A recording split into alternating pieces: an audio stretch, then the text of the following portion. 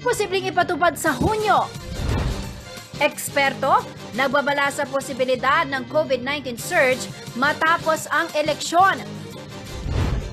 Bishop Ampo David ng CBCP, ikinadismaya ang kawalan daw ng respeto sa monumento ni Aquino. At basketball game sa Guagua, Pampanga, nauwi sa Rambolan. Ilang kabataan, sugatan.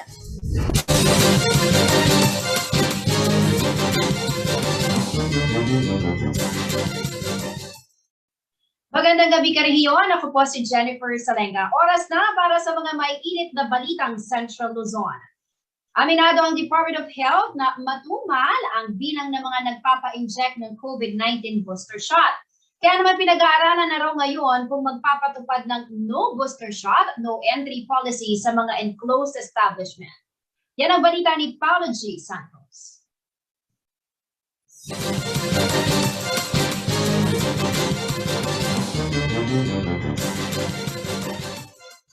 Medyo ako po ay nananawagan dahil matubal. It is still quite anemic, our booster dose coverage. And I call upon all of my fellow civil servants and public servants here from the JPL and from all the other health facilities, including the local government facilities. And I call upon each one of you to please help us push for a much wider vaccination coverage in general and for our booster dose coverage in particular. Ito ang panawagan ni Department of Health Secretary Francisco Duque III kasabay ng kanyang pagdalo sa groundbreaking ceremony para sa dalawang bagong gusali ng Jose B. Lingad Memorial General Hospital nitong Biyernes. Ayon kay Duque, problemado sila sa mabagal na COVID-19 booster program ng gobyerno. Yon ay dahil sa kaunti lamang sa mga Pilipino ang may interes na magpabakuna ng third dose. Binanggit ng kalihim na nasa 25% pa o halos 12 million pa lamang ang naturukan ng COVID-19 booster shot. Sulong natin ang booster coverage kasi mababa. Sa 12 million pa lang tayo, over 44 million target. So that's only 25%. So mababa. Kailan pa tayo magpapabakuna? Kapag may surge, hindi naman siguro tama yun. Mahihirapan tayo. Matatandang ipinanukala ni Presidential Advisor on Entrepreneurship Joey Concepcion na magpatupad ng no booster shot, no entry policy sa mga enclosed establishments upang mapabilis ang rollout ng booster program. Ayon kay Duque, pag-aaralan pa raw nila sa IATF kung papaano maipatutupad ang nasabing pulisiya. So pag-uusapan pa rin yan na dapat isama ang booster dose sa pag-define ng complete vaccination. Kasi complete vaccination, dalawa ngayon eh. So gagawin natin 3 with 1 booster. Samantala, ayon sa kalihim, hindi pa napag-uusapan ng IATF ang 4th dose ng COVID-19 vaccine na itinulak ng ilang mayayamang bansa. Para sa kalihim, mauliman ang Pilipinas dito, ang kaligtasan pa rin ng Pilipino ang kanilang intindihin. Oo, mahirap naman sa Amerika. Hayaan natin silang mauna. Hindi natin alam kung ano magiging epekto nun eh. Mamaya magkaroon ng overdose. Hindi mo masabi, no? Hindi natin, so, makapag-aral tayo sa kanilang karanasan. Diba? Batay sa nationwide tally ng DOH as of March 30, 2022, higit 66 million na katao ang tumanggap ng first dose ng COVID-19 vaccine. Higit 67 million naman ang nakakuha ng second dose, habang 19 million pa lamang ang may booster shot. Dito sa Central Luzon, umabot na raw ng 7.9 million ang bilang ng mga fully vaccinated, habang nasa 1.7 million naman ang target population na naturukan ng booster shot. Paulo G. Santos, CLTV News.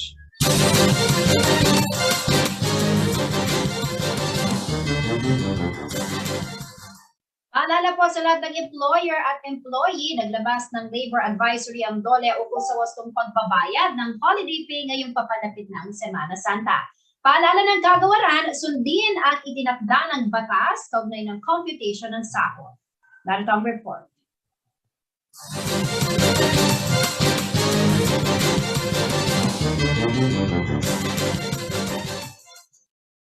Nagpaalala ang DOLE sa mga employer ukol sa wastong pagbabayad ng holiday pay sa kani-kanilang mga empleyado.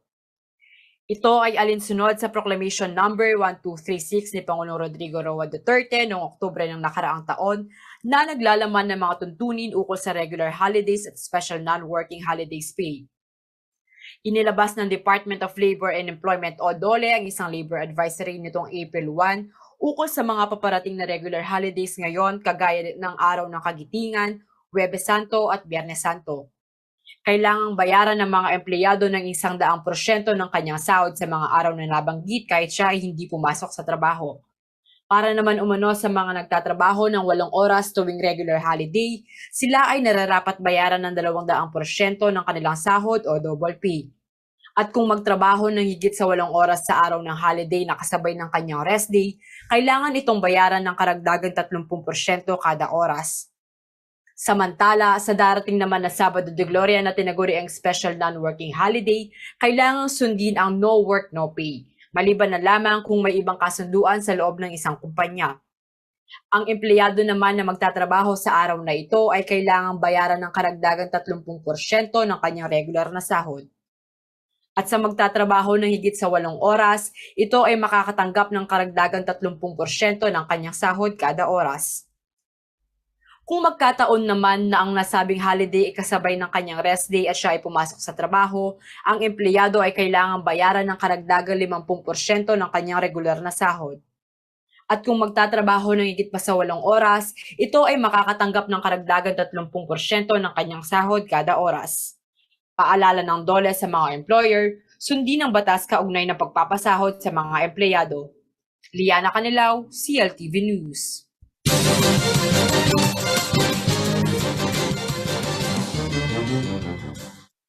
Sinimula ng ibiyahe patungo sa mga regional hub ng COMELEC ang mga election equipment at supplies na gagamitin sa halalan sa ika-9 ng Mayo. Natapos na rin umano ng komisyon ang pag-imprenta ng nasa 67 million na balota. May detalye ng balita yan si Felix Marios.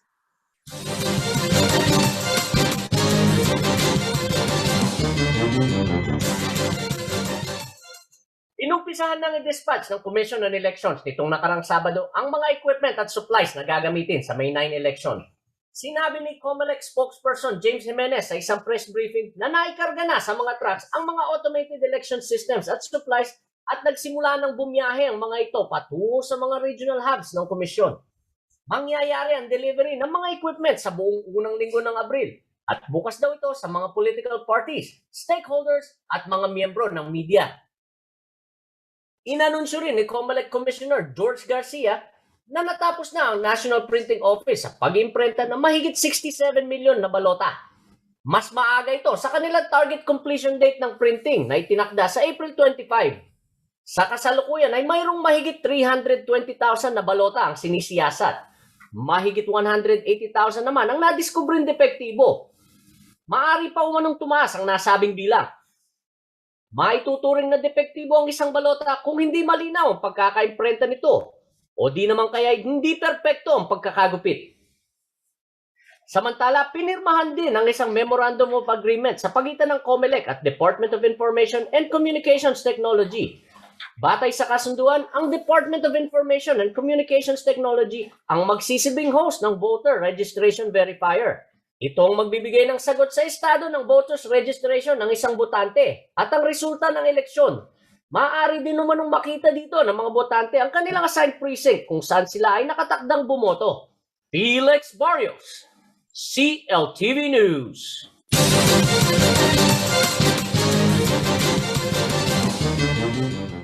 Sa pagbabalik ng CLTV News.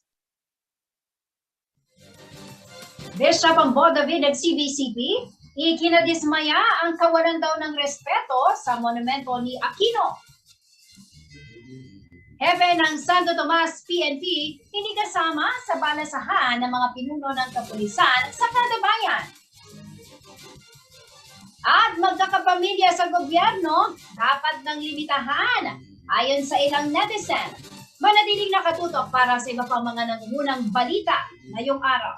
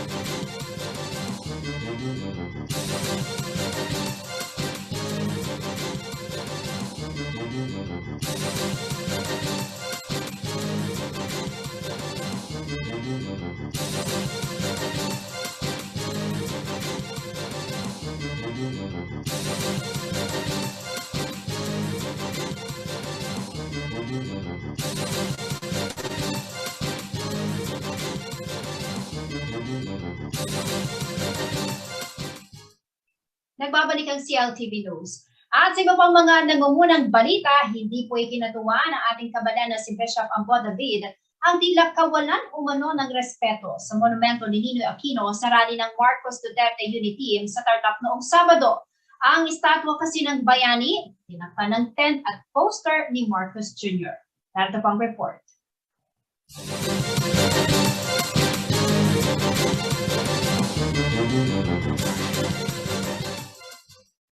Tila nawala ng saysay ang minsang katagang sinabi ng yumaong si dating Senador Ninoy Aquino Jr. na the Filipino is worth that. Ito ang inihayag ni Catholic Bishops Conference of the Philippines o CBCP President Bishop Virgilio Pablo Ambo David matapos takpan sa isang campaign rally ni Presidential Candidate Ferdinand Marcos Jr. sa Tarlac City nitong Sabado ang monumento ng pinaslang na senador. Si Marcos Jr. ay anak ng yumaong diktador na si Ferdinand Marcos Sr. habang kilalang kritiko ni Marcos si Aquino na naging biktima ng assassination noong 1983. Ang pagkapaslang sa kanya kasabay ng pang-aabuso, pagmamalabis at karahasan na nagaganap noong panahon ng diktadorya ang nag-udyok sa maraming Pilipino na magkapit-bisig upang mapatalsik sa pwesto si Marcos. Sa rally ni Marcos Jr. sa Tarlac City nitong Sabado, isang tentang itinayo mismo sa tapat ng monumento ni Ninoy na naging dahilan para matakpan ito, bagay na ikinadismaya ni Bishop Ambo David. Sa kanyang Facebook post, sinabi ni Bishop Ambo na tila maliraw ang paniniwala ni Ninoy na the Filipino is worth dying for kung ganito lang itatrato ang alaala ng isang taong nagbuwis ng buhay upang iligtas ang bansa sa matagal na taon ng paniniil at diktadorya.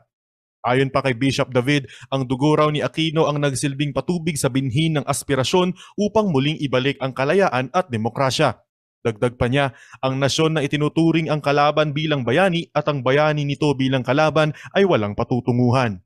Ipinahayag din sa social media ng marami ang kanilang pagkadismaya dahil sa kawalan umano ng respeto kay Ninoy. Ayon kay Ana Maritangyo, masakit raw na makitang binabaliwala at hindi nire-respeto ang monumento ni Ninoy. Kabastusan daw ito at nahihiya siya sa ginawa ng mga kapwa Tarlakenyo. Ganito rin ang ipinahayag ng isa pang nagkomento. Sobrang pambabastos sa taong nag-alay ng buhay sa bayan ang nangyari dahil lamang sa maruming politika sa bansa. Ang iba, humingi ng panalangin na sana mamulat ang marami sa katotohanan at makita ang kanilang kamalian. Samantala sa kanyang pahayag sa political rally, sinabi ni Tarlac City Mayor Angeles na tapos na raw ang away ng mga kulay at panahon na para magkaisa. Hinikayat din ni Angeles ang mga dumalo sa rally na mag-move on mula sa nakaraan at kalimutan na raw ang mga nangyari dahil kailangan ng pagkakaisa para sa magandang kinabukasan. Sinusubukan pang hingan ng pahayag ng CLTV News si Mayor Angeles ukol sa issue kaugnay ng monumento ni Aquino. John William Chua, CLTV News.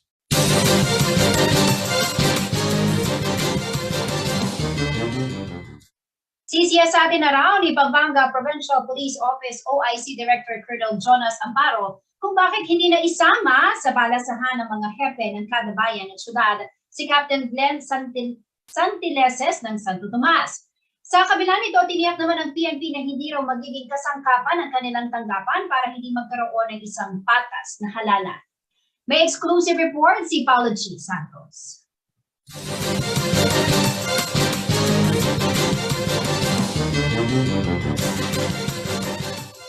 Normal na raw tuwing panahon ng halalan ang magsagawa ng pagbabalasa sa mga opisyal ng Philippine National Police o PNP sa kada bayan. Bahagi raw ito ng estratehiya ng kapulisan para maiwasan ang pagkiling sa isang kandidato. Ngunit dito sa bayan ng Santo Tomas, Pampanga, ang Chief of Police na si Captain Glenn Santileses hindi pa rin napapalitan. Ilan buwan na ho kayong Chief of Police ng Santo Tomas?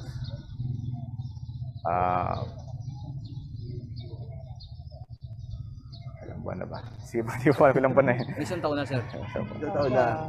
Sa pag-usisa ng CLTV News Team, wala umano siyang idea kung bakit hindi siya naisama sa mga na-rotate na Chief of Police.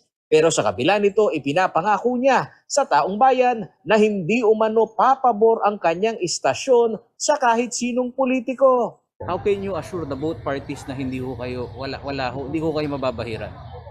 Yan po, sabi ko nga sa kanina sa aking salita po na ating assure po natin na ating ang kapulisan po, wala pong pinapanigan po yan. So, lahat po ng kandidato, ano po natin, Dito naman po kami, non-partisan politics po yung PNP, wala po kaming kinikilingan. Na-rotate. Yung iba ho na reshuffle. Hindi po ako makakasagot po niyan. No? So sa akin po, base po yung ating mga accomplishment po. No? May 19 na municipal police station at 2 city police station sa lalawigan ng Pampanga. Ayon kay Pampanga Provincial Police Office OIC Director Colonel Jonas Amparo, kailangang mai-reshuffle ang lahat ng mga hepe sa kada bayan at syudad. Iyon ay upang hindi magkaroon ng bahid ng pakikisama ang mga chief of police, partikular na sa mga incumbent na re-electionist. Ever since naman, before nag-start itong election period, nagsimula na kami doon sa region, nagpapalitan, nag-regulo na tayo ng mga chief of police. Ang most affected doon, yung mga more than 1 year. Hindi natin natatanggal yun. Hindi natin napabayaang manatili yun. Kasi nga, actually, it's a very specific directive coming from the national headquarters. Dahil OIC lamang si Amparo, rekomendatory lamang daw ang kanyang maitutulak kaugnay ng pagiging overdue sa pwesto ni Santileses. Habang sisikapin din umanong siyasatin kung ano ang dahilan kung bakit ito nahuli sa reshuffle na tradisyonal na nangyayari bago sumapit ang panahon ng kampanya. Paulo G. Santos, CLTV News.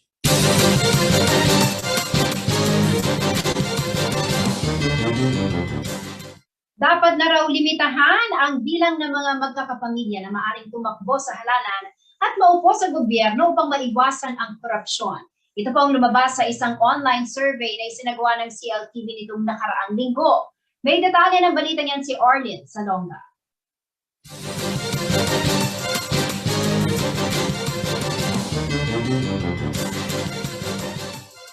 Lumabas na nais limitahan ng mga netizen sa Central Luzon ang bilang ng mga magkakapamilyang kakandidato sa halalan.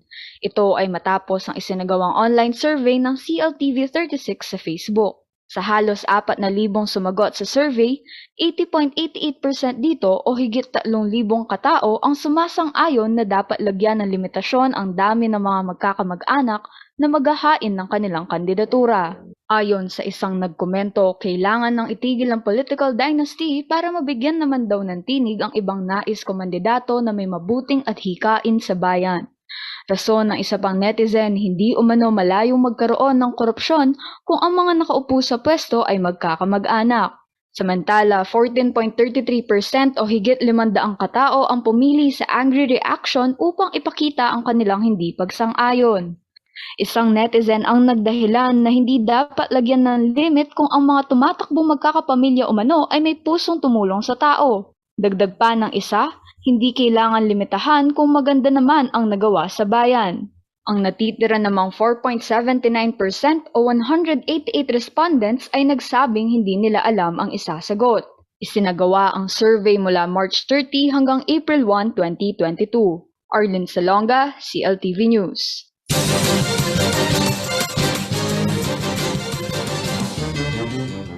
Sa pagbabalik ng CLTV News. Kilalanin ang kandidatong si John Sambo, mayoral candidate sa Santo Tomas, Pampanga.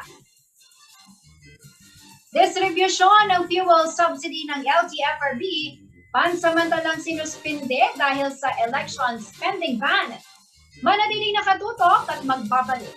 CLTV News.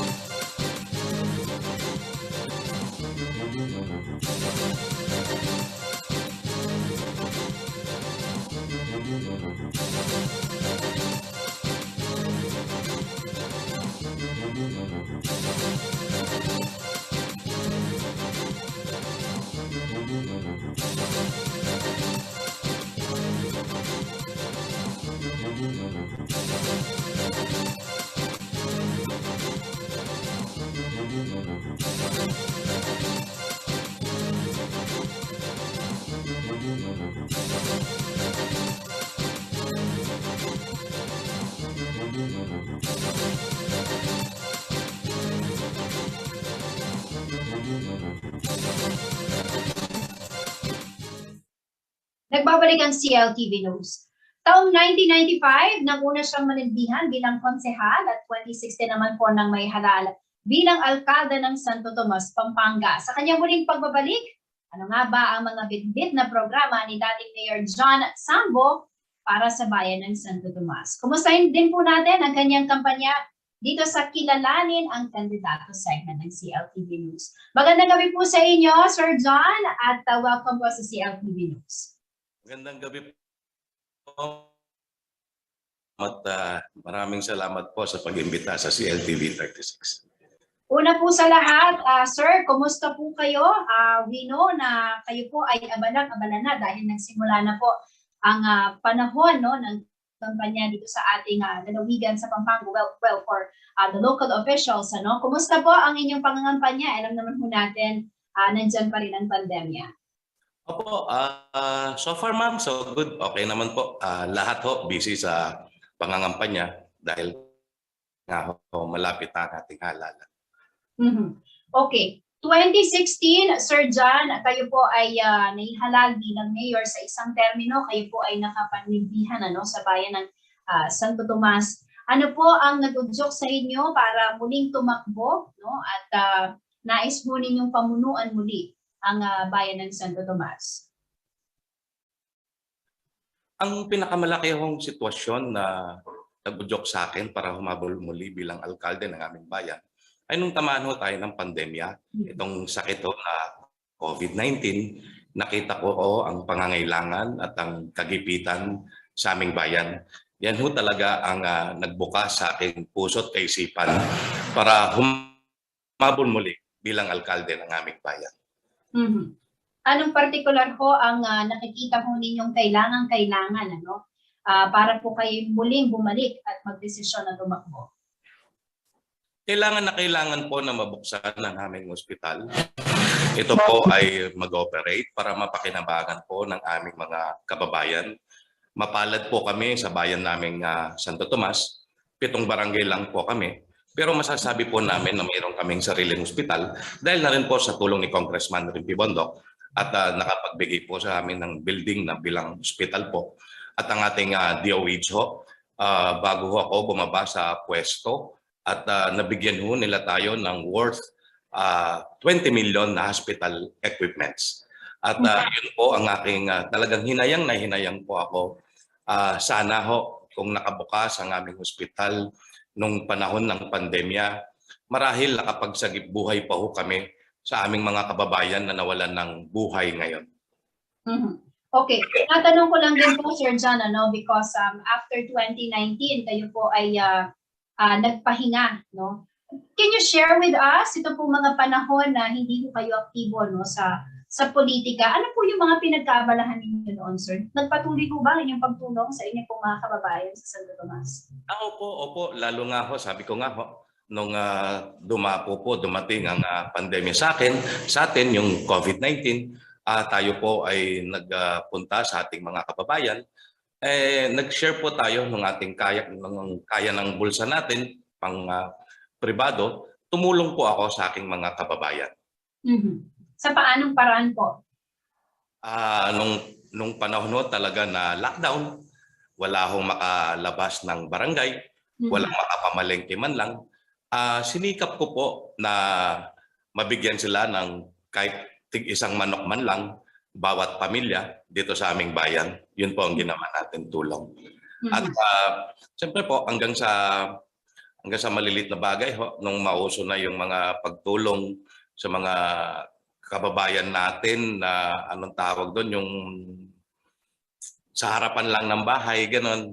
Kung may gusto, tumutulong na lang po ako nun. Alright. Maliban po doon sa nabanggit mo ninyong pangangailangan, dahil nga po panahon ng pandemya at nakita natin yung kahalagahan halimbawa ng sa healthcare system. Ito nga ho, may binanggit po kayong ospital, na I believe nagsimula po ito noong termino ho ninyo, But aside from this, Sir John, kasi ho, nakaisang termino lang kayo. May pangarap po ba kayo sa Santo Tomas talaga na may mga programa pa po ba kayo na plano po ninyong ipatupad pa dahil masyado pong maikli yung isang termino ng pamumuno Opo, marami pa po. Ang pangarap ko nga po, Santo Tomas will be the Singapore of Pampanga. Yan ho talaga ang pinakamalaking pangarap ko sa aming bayan Santo Tomas, na darating ang panahon tatawagin itong Singapore of Pampanga in terms of the ekonomiya, na marami na hong trabaho sa aming bayan. Yun nga ho, seguridad sa trabaho, seguridad sa hanap buhay, seguridad sa kalusugan, at seguridad ho sa edukasyon. Yan ho ang aking mga pangarap sa aking bayan. Okay. Ito po, karamihan, ito ang nais marinig sa mga kumakandidato ngayon dahil nga po nasa period pa rin tayo ng pandemya at yung recovery plan, yung plano ng mga tumatakbong kandidato ngayon. Yan po ang isa sa talagang nais marinig ng ating mga kababayan. Para po sa mga taga Santo Tomas, ano ho ang klaro at specific na program na gusto ho ninyong ipatupad given the chance kung kayo po ay muling manalo bilang mayor po sa Santo Tomas? Napakaganda po ng inyong tanong. Una-una ko ang gagawin para matulungan ko ang aking mga kababayan. Yun nga ho, bubuksan ang ating ospital para sa kanilang kalusugan dahil paniwala ko po, wala hong kabayaran o katapat na kayamanan ang ating pangangatawan, ang ating kalusugan. Pangalawa ho, dahil inimplement ho ngayong pandemya, hindi ako magkakamali, 2021, yung septage tank fee sa aming bayan. Pag naupo po ako bilang alkalde, aalisin ko po ito. Kasi ho, panahon ng pandemya, mahirap ang buhay, kulang ang trabaho, kulang ang kita. Kaya dapat sana ang munisipyo wag naman dagdagan ang gastusin. Pangalawa ho, binabalak ko rin at gagawin ko rin na ang ating mga tricycle drivers, jeepney drivers, sari-sari store, small businesses, ililibre ko po ang prangkisa ng mga yan. Hindi ko po sila sisingilan ng tax. Hindi po ako bibigay ko pong libre ang kanilang lisensya para matulungan ko po sila, para sabi nyo nga, para makarecover kami sa aming mga kabuhayan dito sa bayan ng Santo Tomas. Dahil yan po yung tinatawag nating vulnerable sector, Sir John, at kailangan din po nila ng suporta.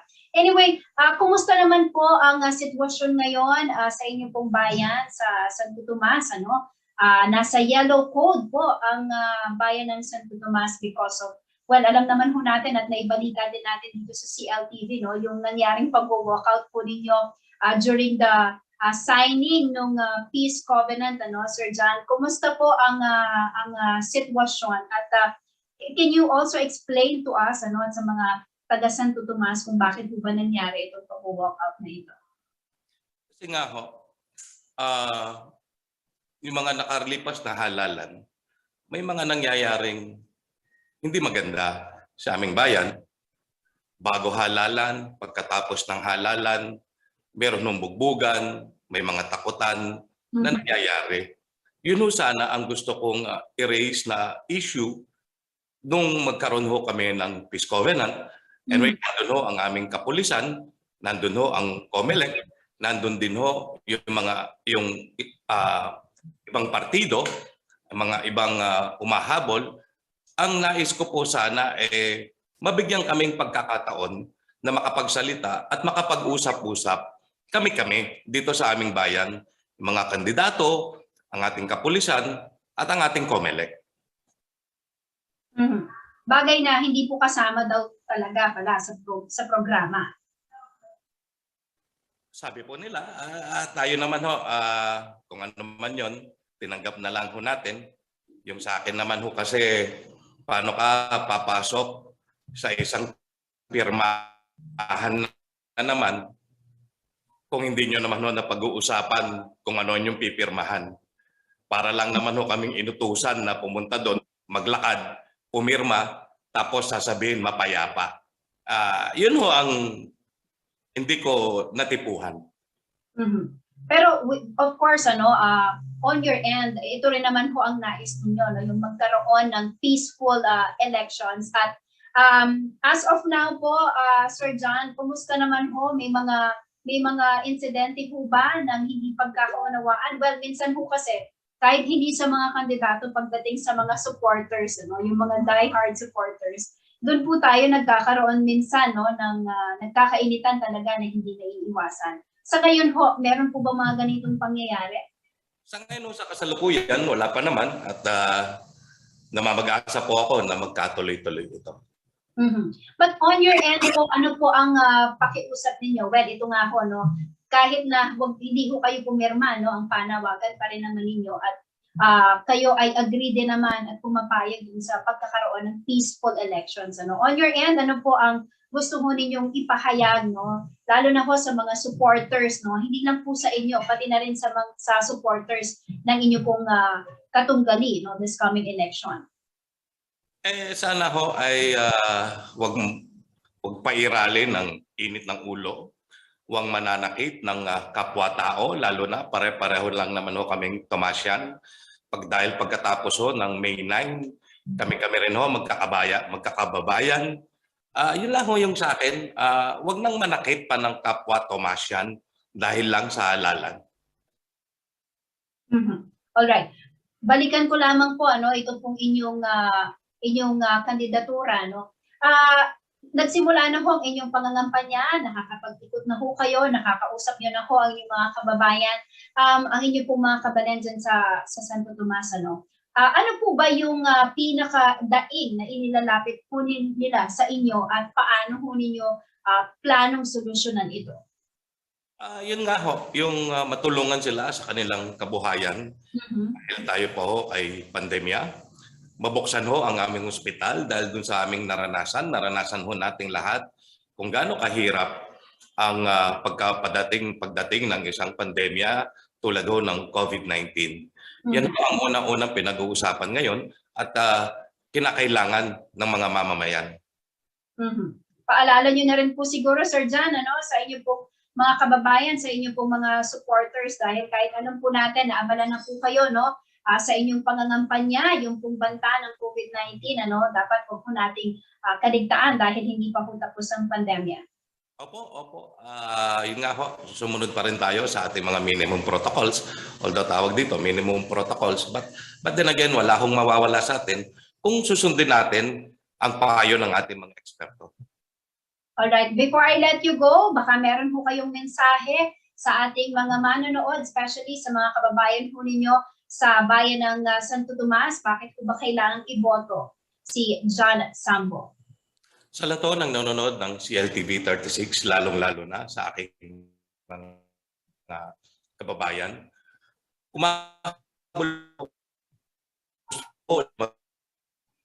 bayan. Mas, I can do more. I can provide you a good, better leadership. Yun lang ho yung sa akin dahil sana ho may kumpara na ninyo nung panahon ko na panunungkulan ng 2016 to 2019 at panunungkulan ng ating mayora ngayon 2019 to 2022. Meron na ho tayong may ko-compare na po ninyo yung aming liderato at umaasa po ako na ako ang inyong mapipili sa darating na halalang itong 2022. Gusto ko progreso. Alright, maraming salamat po at good luck po sa inyong kandidatura. Mag-iingat po kayo. Maraming salamat po sa pag-imbita. Mga karehiyon, John Sambo, mayoral candidate po sa bayan ng Santo Tomas, Pampanga. Samantala, dumako po tayo sa ibang balita. Pansamantala munang sinuspende ng Land Transportation Franchising and Regulatory Board ang pamamahagi ng fuel subsidy sa mga tsuper dahil sa election spending ban. Nag-apply na raw ang ahensya ng exemption mula sa COMELEC upang maituloy ang distribution program. Narito ang report.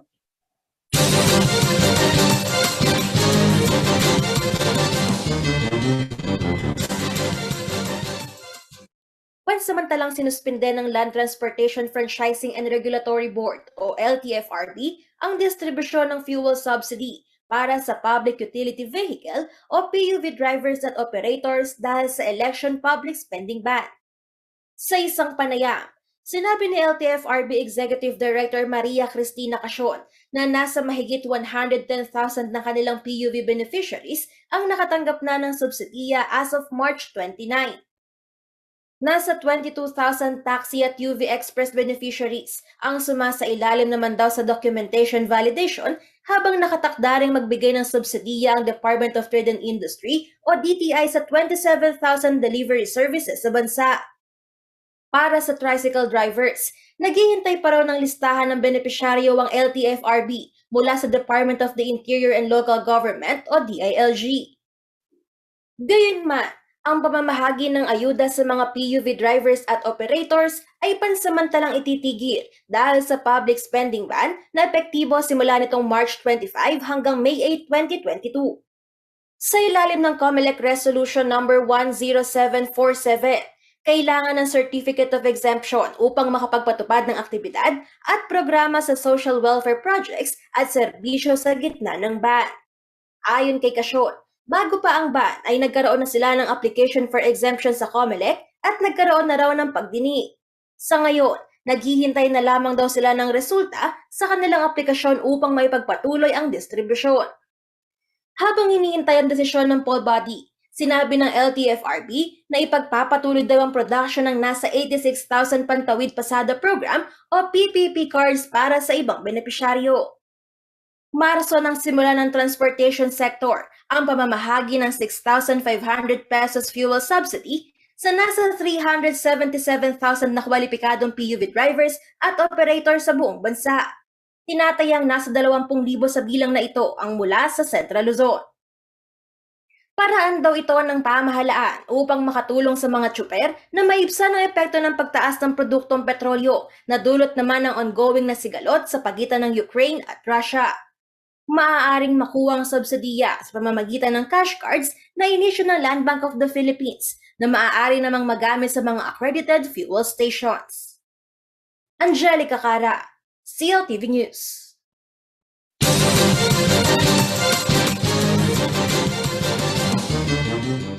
Sa pagbabalik ng CLTV News. Eksperto nagbabala sa posibilidad ng COVID-19 surge matapos ang eleksyon. Basketball game sa Guagua na uwi sa ranggulan. Ilang kabataan, sugatan. Manatiling nakatutok at magbabalik ang CLTV News.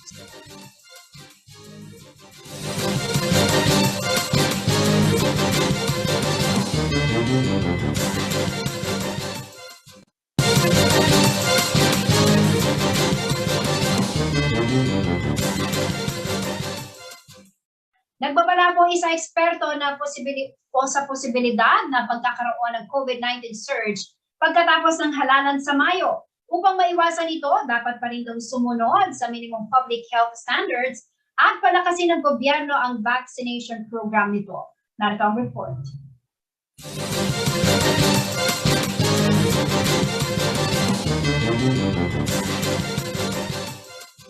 Nagbabala ang isang eksperto na malaki umano ang tsansa na maharap sa panibagong COVID-19 surge ang bansa matapos ang May 9, 2022 elections. Ayon kay Dr. Ron Ginsolante, hepe ng Adult Infectious Diseases and Tropical Medicine Unit ng San Lazaro Hospital, ang eleksyon ay isang super spreader event at maaaring magkaroon ng reinfection dahil humihina umano ang immunity sa populasyon ng mga mamamayan na hindi pa nakakapagbabakuna ng booster shot. Nangamba tayo na pwedeng meron tayong surge of cases, especially after the election, no? Unang-una dyan, yung mga super spreader event. Tapos dagdagan mo pa yan, yung waning immunity ng population natin. So pwedeng magkahawaan uli. Yung mga nabakunahan na hindi pa naka-booster, pwedeng merong reinfection, no? Dagdag pa ni Solante, kahit na bumababa ang kaso ng infection at napasailalim na sa alert level 1 ng karamihan ng lugar sa bansa, dapat pa ring magsuot ng mask. Dapat din umanong palawakin ng pamahalaan ang National Vaccination Days at gawin itong regular activity. As of April 3, 2022, mayroong 35,967 active COVID-19 cases sa Pilipinas. 59,343 naman ang bilang ng mga nasawi, habang 3,584,319 ang nakarecover na. Samantala, ipinagbabawal pa rin ng COMELEC ang physical contact gaya ng pakikipagkamay maging ang pagkuha ng selfies kahit nasa alert level 1 na ang lugar ng pagdadausan ng campaign sorties. Samantala, maaari nang magsagawa ng mga campaign activity ang mga kumakandidato kahit walang COMELEC permit sa mga lugar na nasa alert level 1 at level 2. Kabilang dito ang house-to-house campaigns, rallies at iba pang pagtitipon.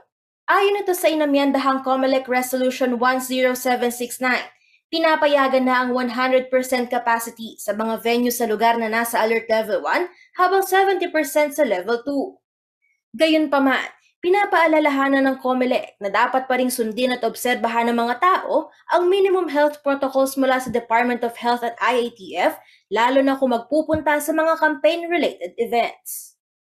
Angelica Cara, CLTV News. Nauwi sa Rambol ang paligan ng basketball sa isang barangay sa Guagua, Pampanga nitong April 1, araw ng Biyernes. Nakuna naman ang video na hindi lamang ang mga manlalaro ang nakisali sa bumbugan, kundi pati mga manonood na miro. I-report si Paulo G. Santos.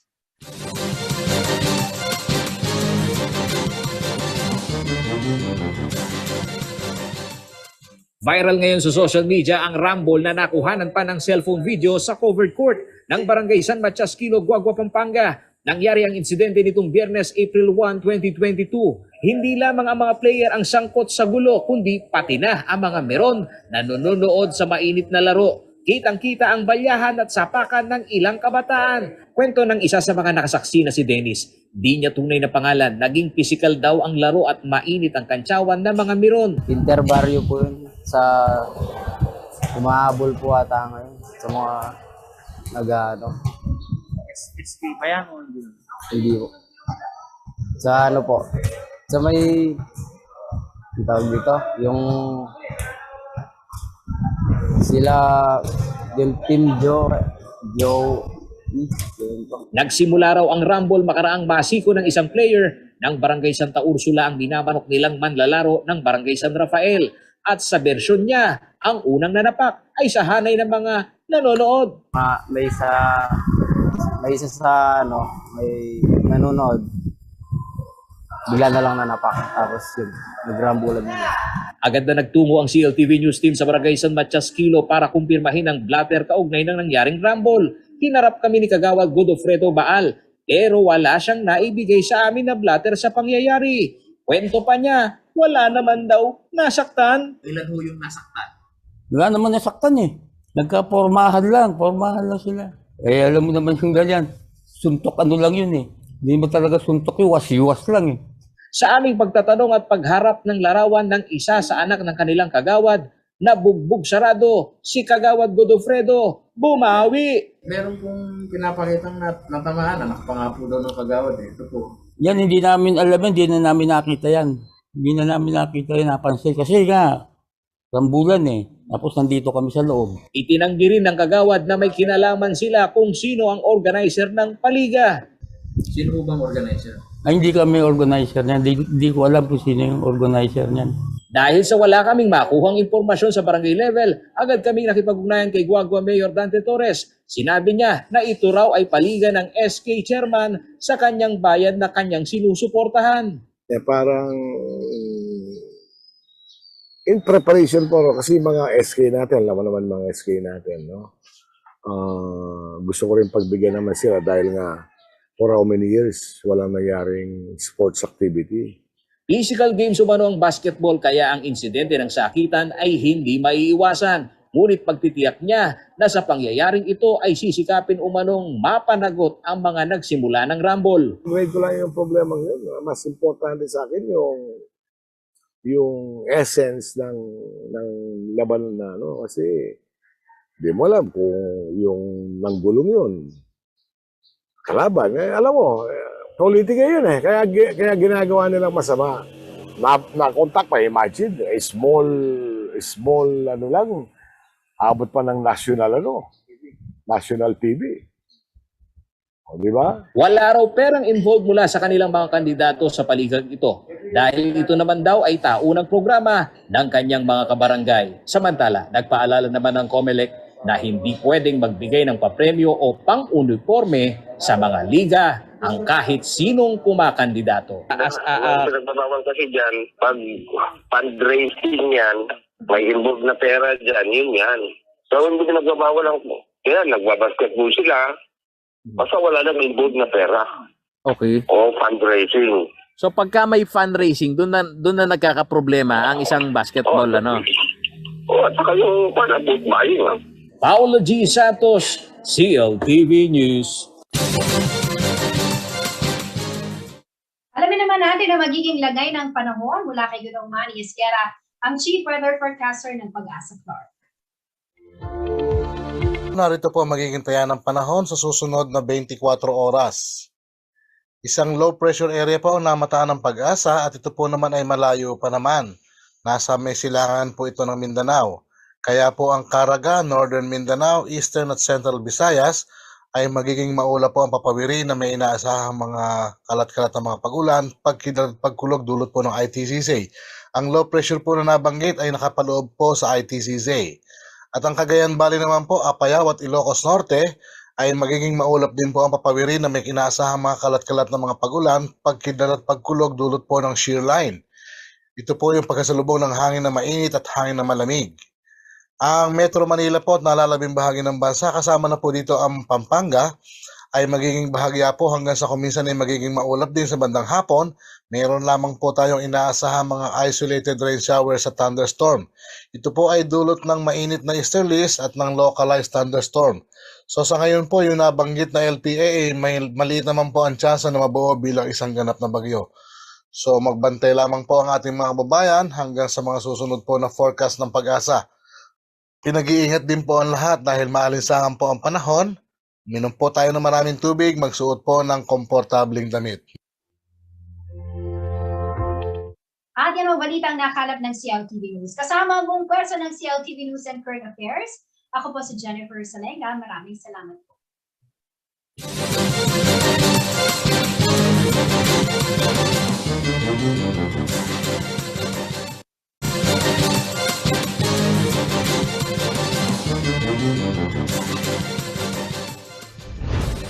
Narito na ang mga malalaking balitang Central Luzon ngayong araw.